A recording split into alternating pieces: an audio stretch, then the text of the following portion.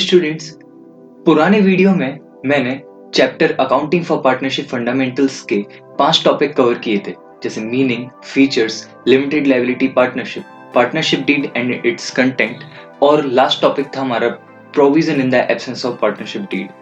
तो इन टॉपिक्स को कवर तो मैंने किया था, लेकिन ज्यादा एक्सप्लेन नहीं किया था। आज मैं इस वीडियो में सिर्फ और सिर्फ कॉन्सेप्ट ऑफ पार्टनरशिप की बात करने वाला हूँ, जिसमें बेसिक प्रोसेस जो पार्टनरशिप की होती है वो कवर करूंगा। ध्यान रखना स्टूडेंट्स, ये कॉन्सेप्ट जो है पार्टनरशिप का आगे चल के आपके तीनों चैप्टर में काम आने वाला है, सो ध्यान से सुनो। हम एग्जाम्पल से समझते हैं।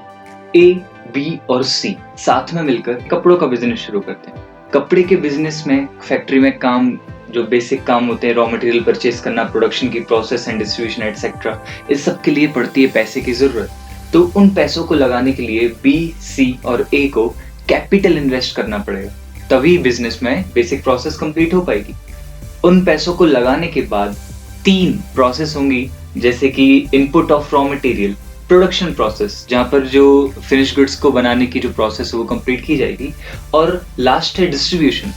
यहाँ पर डिस्ट्रीब्यूशन का मतलब है जो फिनिश गुड्स बनकर तैयार हुआ है उस फिनिश गुड्स को होलसेलर तक पहुंचाना। होलसेलर रिटेलर और रिटेलर कंज्यूमर तक पहुंचाएगा, वो बाद की बात है, ठीक है।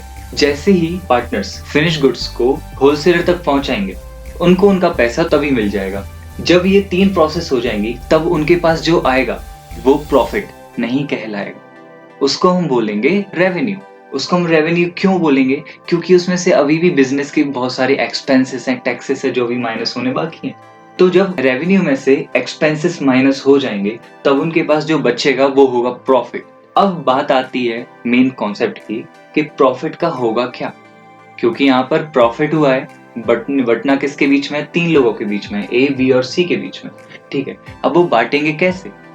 वो बांटेंगे रेशियो में, ठीक है। पार्टनरशिप डीड में जो लिखा हुआ है रेशियो उन्होंने लिख कर रखा है, डिसाइड करके रखा है, या तो वो, या फिर इक्वली बांटेंगे, या फिर कैपिटल के रेशियो में बांटना पड़ेगा। इक्वली को हम बोलते हैं 1:1:1, और जो वो डिसाइड करेंगे वो हो सकता है 3:2:1, 5:4:2, या फिर 5:1:1, कुछ भी हो सकता है। और कैपिटल रेशियो क्या होता है? डरो मत, मैं समझाता हूँ।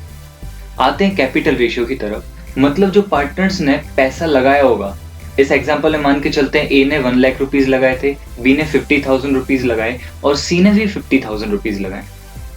अब हम इसको 2 स्टेप में समझेंगे कि कैपिटल से रेशियो कैसे निकालते हैं, ठीक है। स्टेप फर्स्ट में क्या होगा कि जितने भी कॉमन जीरोस हैं उनको कट कर दो। जैसे 1,50,000 और 50,000 में 4 जीरो हैं जो कि कॉमन है, हम उनको कट कर देते हैं, ठीक है। कट करने के बाद हमारे पास क्या आता है? 10, 5, 5, जिसको हम बोलेंगे 10:5:5। अब इस रेशियो को उस नंबर की टेबल से कट करना है जो कि कॉमनली इन तीनों नंबर को कट कर दे। जैसे कि 5 की टेबल, 5 1 जा 5, 5 1 जा 5 और 5 2 जा 10। अब फाइनली जो हमारे पास निकल कर आया है वो है 2:1:1। ये है हमारा रेशियो, जिसमें प्रॉफिट या फिर लॉस पार्टनर्स का डिस्ट्रीब्यूट होगा। और डिस्ट्रीब्यूट कैसे होगा वो मैं आपको एप्रोप्रिएशन अकाउंट समझाने के बाद समझाऊंगा, जो कि हमारे नेक्स्ट वीडियो का टॉपिक है। Students, finally time to go. Thanks for watching my video.